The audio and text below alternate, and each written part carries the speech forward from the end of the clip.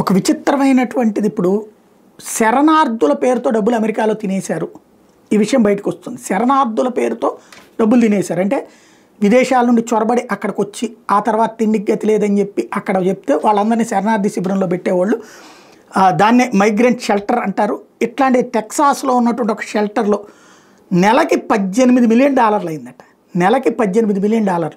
ఇప్పుడు ట్రంప్ ప్రభుత్వం వచ్చాక ఈ డోజ్ అని ఏర్పాటు చేశాక ఏదైతే ఎలన్ మాస్క్ నాయకత్వంలో దాన్ని మూసేయించింది. ఎందుకు ఇప్పుడు చొరబాటుదారులు అంగీకరించట్లేదు, అనుమతించట్లేదు కదా. మూసేస్తే ఇప్పుడు హోమ్ల్యాండ్ సెక్యూరిటీ కూడా దానికి ఓకే చేసింది, అది కరెక్ట్ అంది.